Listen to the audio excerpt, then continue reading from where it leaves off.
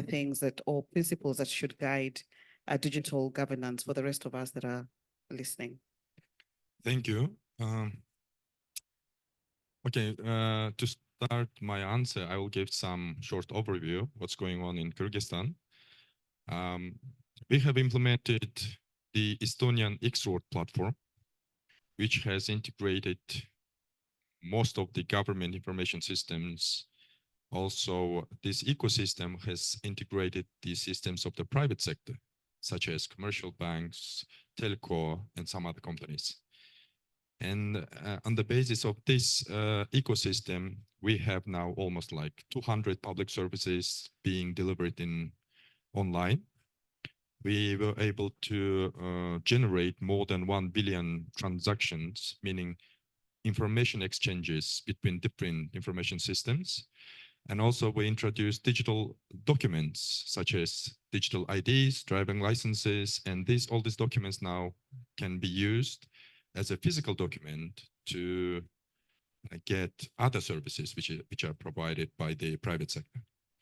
We can also use digital documents to travel internally, for example, by train or by plane. So this is where we are now. But what we can feel now, so due to the Russia-Ukraine situation, due to the certain level of sanctions, most of the digital services being blocked from our country, because it's like our common post-Soviet history.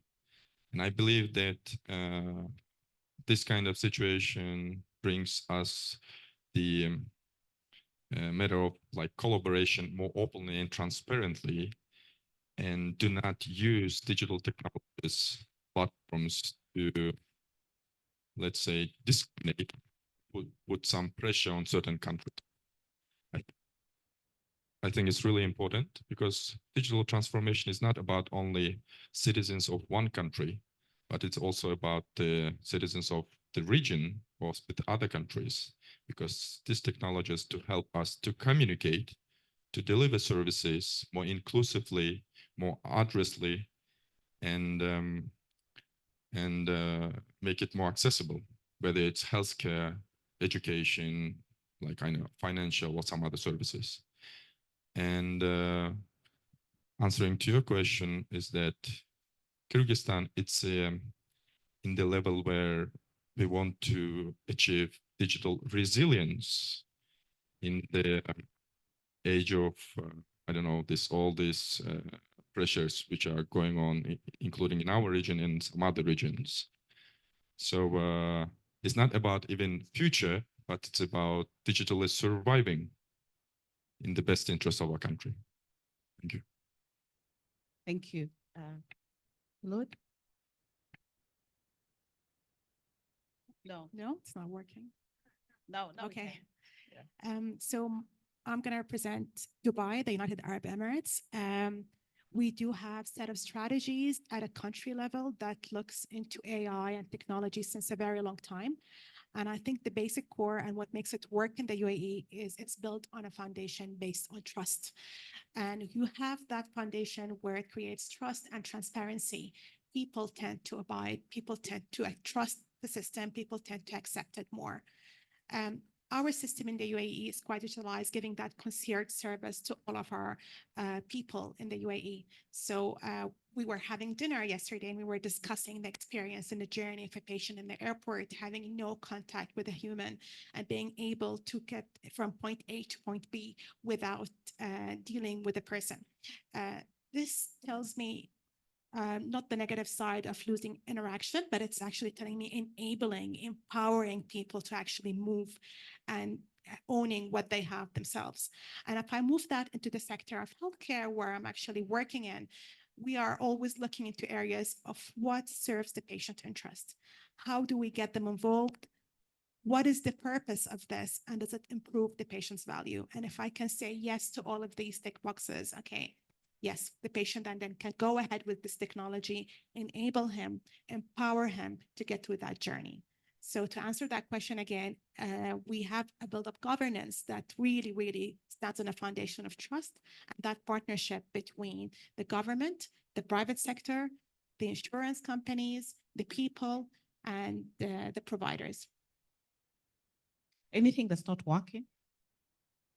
Anything that's not working? So you've painted a very rosy picture. Is there anything that's not working? Well, it's always a learning experience when you think of it. And going down, I don't want to give the secrets of tomorrow's lecture. So moving down the line, it's always a learning experience. When you say, are we there yet? If I have to ask that question 10 years ago, it would be the same answer right now, because when we look ahead, there's always a learning opportunity. There's always areas of improvement. And I don't want to say it doesn't work, because we are getting there, but how can we make it better? I think is the way forward. Okay, thank you. John? Thank you, Prof. Data governance, is it working? Perhaps we probably want to define what data governance is. And I want to start with even what is data, okay? Because we tend to treat other assets quite differently from data. So when you think about land, or even if it's your personal car, you tend to have a very structured way of treating that asset in a way that it gives you value. But when it comes to data, yes, there's a lot of automation going on, as shared this morning by our minister in Kenya. But the question is there governance around it? Do we have procedures, rules, and structures that ensure that Kenya as a country is really exploiting that data as an asset? And to answer that, I could say it's mixed in the sense that Kenya has we are very strong on policies and laws and regulations. And so we can cite Data Protection Act of 2019. We have the Cybercrime Act of 2018. We have a national ICT policy. So we check all those. But if you dig deeper in terms of the data conversation, you may find a bit of gaps, particularly with regard to, are we churning out the correct data? I think one of the speakers in the morning talked about how do we ride the digital transformation unless we find our niche. As a country, I don't think we actually don't have a data strategy, but if we were to have one, we should be thinking about how do we leverage specifically on data sets that give us an edge. So if we have tourism, agriculture, even sports, athletics, how do we then pick on that and focus on growing that data to continue giving our country a particular edge in the data conversation? So the laws are there, the policies are there, and there are more coming, because I'm working on another sector working group that will continue to give us more laws. But we could do better in terms of execution, because I don't think even in the public sector, the idea that data is an asset has really settled in. Thank you. So I guess before Tamar speaks, you're in the process of coming up with new laws and new regulations. And I'm interested in exploring, it's one thing to come up with all this layer of laws, but to what extent are the citizens involved in the formulation of those laws? Okay. Yeah. I think before the 2010 Constitution, most lawmaking processes used to be a black box government affair. But in the new Constitution for Kenya, which is not new now, it forced government to make sure that there's public sector input.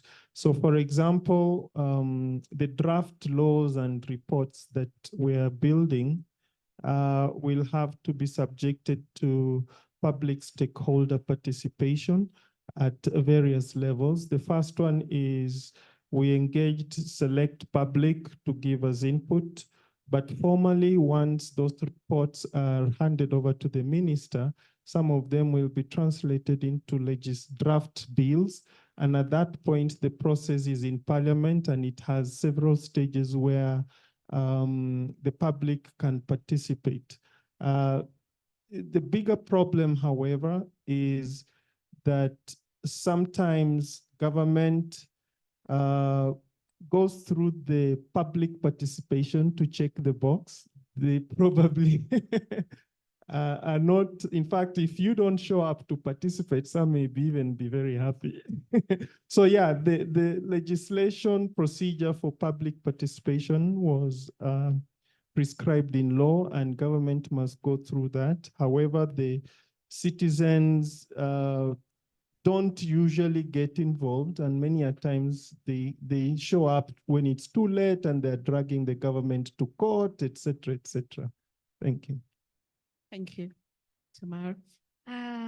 Yes, as colleague has mentioned, Georgia found itself as a digital country. We decided years ago to use this opportunity as an advantage because we are a very small country without the resources.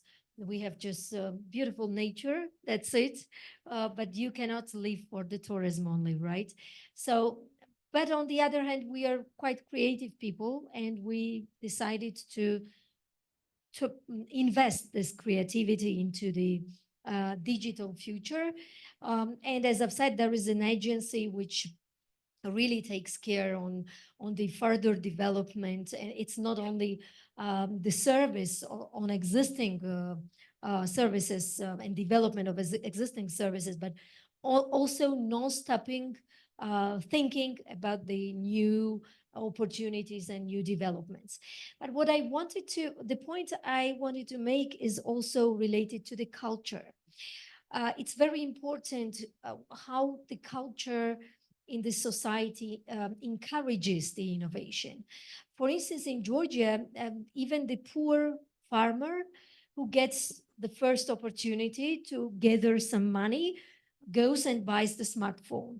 Everybody in the village, the children, the adults, everybody are equipped with the smartphones just because they are curious, they are interested in. That's, I think, the culture which cultivates the innovation. And it again is coming from the education and skills, of course. And as for the challenges, I would mention the inclusion. Inclusion at the level of creation, the decentralization of this process, that not only some people are sitting in the government who is thinking about the development, but everybody are doing this. In Georgia, this is very much private sector driven. I would wish the society to be more actively involved, also on the municipal level, to make it bottom-up process. And on the other hand, inclusion of those with some disadvantages. The people with disadvantages, ethnical minorities, people living in remote areas, more girls in tech, and so on. So this type of inclusion. So these are the two challenges I would wish. Thank you. Thank you. Emmanuel, I know you gave us a regional overview, but you come from a country. What does it look like in your country? So I'm representing 44 countries and now I'm told to talk about my country. But what I can say is data governance, digital transformation is a journey. And because it's a journey, one thing you can realize is every country is not where it used to be, but it's not where it's supposed to be. It's a journey. We had even America, they still have a paperwork. So what I can say in general, for example, for the countries I'm representing, in this journey. Number one is Africa, there's a big transformation in data collection. We can see there's a good move in data collection because every connectivity, every digitization, every online payment means generate data.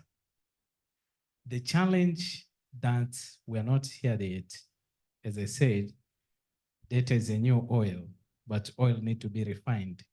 How data analytics inform the decision. That's where the challenge is. Because you heard about this morning, I like the example that was given that just digitizing a component of revenue collection, they could collect a lot of revenue. That's one part. Another part which comes with that is, how are you going to plan next year budget? Are you going to analyze this data and see which sector is overtaxed, which tax sector is not taxed, which policy and regulatory setup need to be adjusted to make sure that we make informed decision based on data? Or in Africa, another challenge that I see, most of the formal sectors are highly taxed. What do I mean by formal sectors? If I do business and everything is well recorded, it's easier for everybody to see.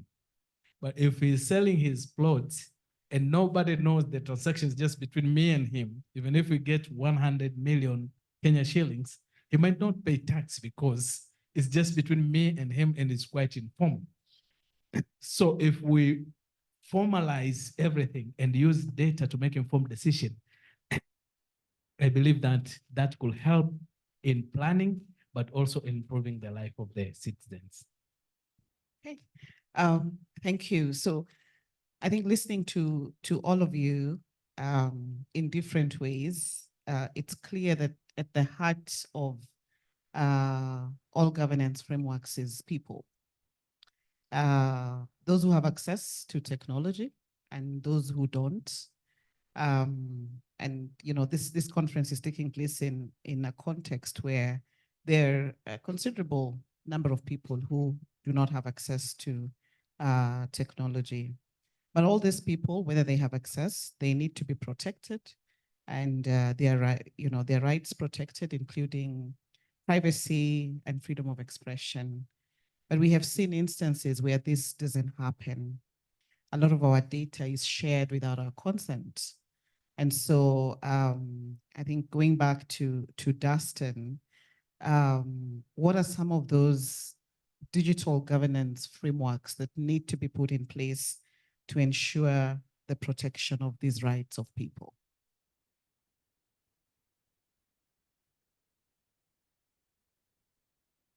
Thank you. So first of all, in terms of personal data, we have used the model of Georgia. So we have we have created special agency for personal data protection, where our citizens, they can go and complain about any kind of organization, whether it's private, whether it's public, and that agency, they can go and do the audits, whether it's according to the law or some other regulation, and take actions against those organizations if they mishandle how they process their personal data. Is one thing. Another thing is what's innovative now in our country. We are in the process of adopting digital code. So it's we are eliminating, excluding. I mean, we are kind of eliminating all existing legal acts in our country and adopting only one, which is called digital code. And it's being developed. It has been developed with the support of World Bank, and actually it promotes such values as user-centric, citizen-centric, transparency, openness, technology neutrality. For example, privacy by default, and some other this kind of values. I think it's important in terms of pushing forward the digital development and transformation. Some other thing is what's the government now is doing. We have a high technology park. It's to bring in the private sector to be part of this journey, and they have like certain tax incentives. And the idea behind it is to bring some kind of unicorn, which would be that kind of digital light in terms of getting everybody involved and motivate other stakeholders to be part of this process. So I think this is the key, let's say, activities that being undertaken in our country. Thank you. Thanks for that. And I think as we build on that, there are also issues of gender disparities. And this is even greater in Arab nations and in Africa, where you have, the difference is just about 10% compared to other parts of the world.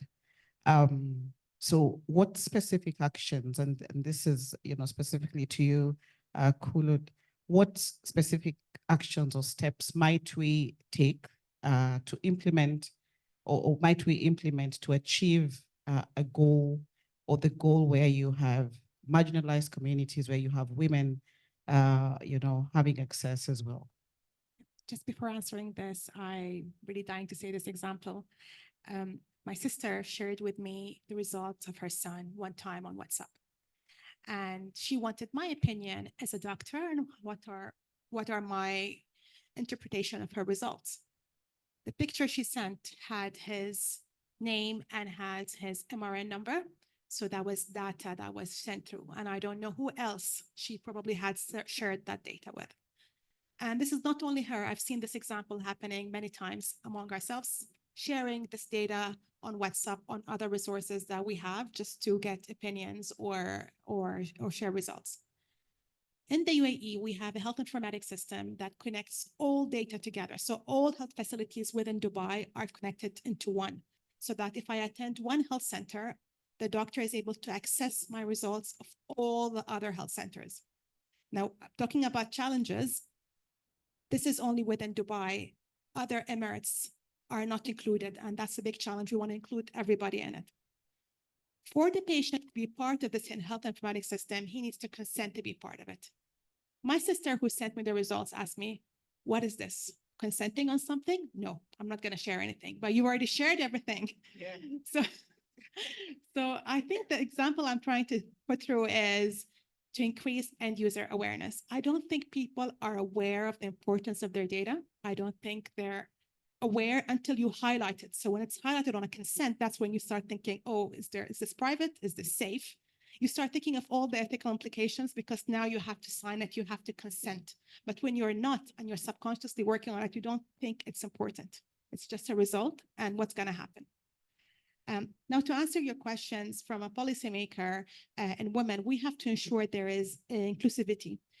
The female or the gender component of being a female should be seen as a variable.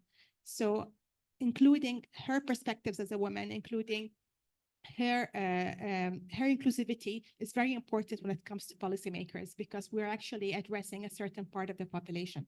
And I think somebody earlier on spoke in the presentation about accessibility, and that's very important, because if we are able to access education or access technology through a smartphone or through connectivity, we are actually targeting and reaching out to everybody. Maybe there are certain parts of the world where they don't have that accessibility, and therefore they're not able to represent themselves. And therefore there should be equity and equality, reaching out to everybody in all genders, so that we can represent the country better. Thank you. Tamar, you spoke about inclusion right at the level of creation. What does that look like in a practical sense? I would like to also continue the gender inclusion point, and add on this that not only accessibility is important, but also to set up the system in a way where people and girls especially are becoming self-confident. Because some years ago in Georgia's vocational education system, for instance, we had 50-50 student dissemination. So it was accessible for everybody, but you could see how strong the divide between the profession choose was present. So the choice of professions. For instance, the girls were choosing the professions like cooking or sewing and so on, and the boys, the engineering, construction, IT. And today you see how situation changes. And the girls, you see sometimes that if not majority, sometimes half of the class in IT sector are the girls, because the system achieved to give them self-confidence that they are also capable of.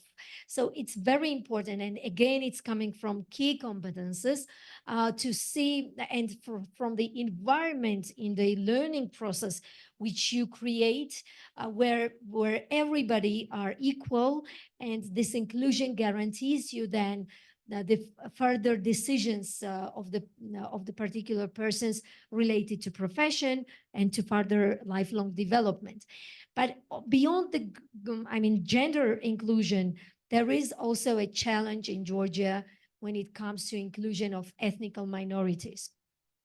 We have the Muslim population in Georgia, in southern part of Georgia, where sometimes the families are very close and they are not open to send their girls, for instance, to the school, to dormitories, or also they would resist to learn in Georgian language. In this case, it's a challenge to make skills accessible, to make the skills accessible for them in their own language, or to somehow support them to learn Georgian as a state language, because in this case, a range of opportunities will open for them.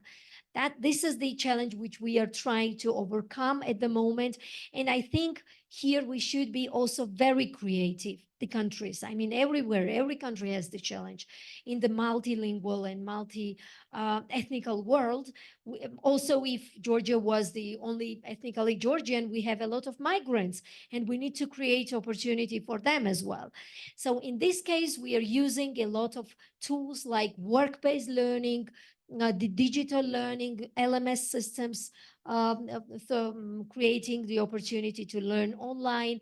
And also we are even creating some community centers where these people can learn in the way of non-formal education, in the way of clubs or gamification and so on. That's the way how we approach the problem, but the challenge is still there. Okay, thank you. I'm seeing a lot of notes saying our time is up. So I'm going to ask the last question, looking ahead. And I'll give you each about 30 seconds to speak to this. What emerging trends or developments do you foresee will shape the future landscape of digital governance? And how can we start preparing for that? So 30 seconds, I think we'll start with you, Emmanuel. I think one thing is AI is here to stay, and AI is going to affect all the sectors. So we need to have adequate skills in AI and also to adopt in various sectors, services, and products. But key to that is skills and innovation. Thank you. Thank you. Tamar? Thank you. The entire paradigm of education is being changed. We are already there in this era where we shouldn't expect our children to grow like we did general education, then higher education, I mean, bachelor, master, and so on. These traditional pathways are disappear like dinosaurs. So we need to rethink as quick as possible and adapt our local ecosystems of skills towards the new era of economy. Thank you. Yeah, thank you, Prof. For me, looking ahead, just to pivot on what she's saying, I think globally, the big tech are ahead of us. And so as developing countries, we have to get a niche. And the niche here may mean that we have to look inwards and say, what is our strengths? Is it agriculture? Is it tourism? Then can we create a focus on agricultural-based data that is within our borders, and then open that up to our local innovators to then create very local AI-driven solutions that don't need to compete with the chat GPTs of this world that have already taken off. Thank you. Thank you. For me, I asked the question, is AI an evolution or a revolution? And I think based on this, we have to go back to the foundation for us to accept or trust AI and look into the AI ethics, which I'll be talking about tomorrow. Transparency, privacy, algorithm biases, and accountability. If we're able to answer all these questions, then we can say yes to AI. Okay. I believe that we can build that future. And I hope that all the nations will trust each other. And this kind of like conferences will build that kind of trustful, open and transparent digital bridges between the nations, regions, and humans. I don't want technology change and build our future. I want people to build that future using the technology. Thank you. Thank you. Thank you very much. And what a nice way to end the discussion. It's been my pleasure moderating this panel. Thank you all. A round of applause to the panel again. We couldn't take any questions, but I hope that you'll interact with them over the tea breaks and over the next 2 days and have some follow-up conversation. Thank you all. Thank you, Dr. Nancy Buka, and to our panelists. We kindly request you remain on stage to accept our token of appreciation. As the token of appreciations are being distributed, we'd like to recognize a few